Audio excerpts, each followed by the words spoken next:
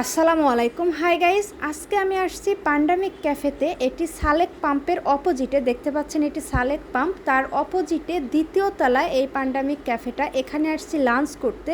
লাঞ্চে কি খাবার খেলাম, কত টাকা বিল আসলো, খাবারটা কেমন ছিল বিস্তারিত দেখাবো আজকের ভিডিওতে। অলরেডি আমাদের খাবার চলে আসছে। খাবারের মেনুতে আছে বিবিকিউ চিকেন ললিপপ আছে 1 পিস, সালাদ আছে, আর এই পাশে আছে চিকেন কারি, আর আছে ফ্রাইড রাইস। ফ্রাইড রাইসটা করেছে আপনার হচ্ছে ডিম আর গাজর আর কাঁচামরিচ দিয়ে, আর কিছু দেখতে পাচ্ছি না।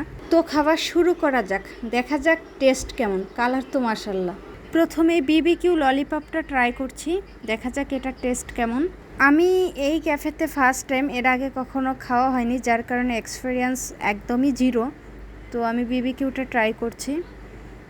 মোটামুটি একেবারেই যে অসাধারণ এরকমও না, আবার একেবারেই যে খারাপ এরকমও না, মোটামুটি লেভেলের আর কি হয়েছে।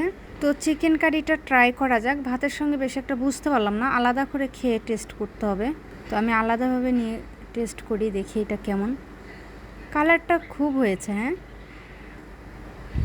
ভালোই, তবে একদমই ঝাল ব্যবহার করেনি, আর সসের পরিমাণটা একটু বেশি হয়েছে, যার কারণে একটু মিষ্টি মিষ্টি লাগতেছে বেশি। এটা তো এমনিতেই মিষ্টি লাগে, কিন্তু হালকা মিষ্টি লাগার কথা, এটা একটু বেশি মিষ্টি লাগতেছে।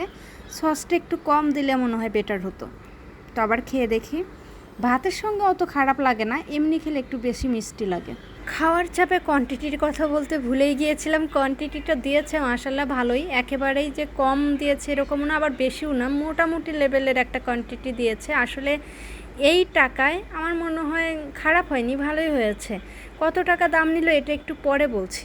খুব কষ্ট করে শেষ করলাম খাবারটা। আসলে খাবারটা, পুরো খাবারটা মিষ্টি মিষ্টি হয়ে গেছিলো। পরে আমি সালাতের মরিচ বেছে বেছে খাচ্ছিলাম। তো যাই হোক, আমি এখন খাওয়া শেষ করলাম, বিল দিব। বিল আসছে 180 টাকা। কম্বোটার দাম ছিল 160 টাকা, আর পানির দাম রাখছে 20 টাকা। এই হচ্ছে 180 টাকা বিল।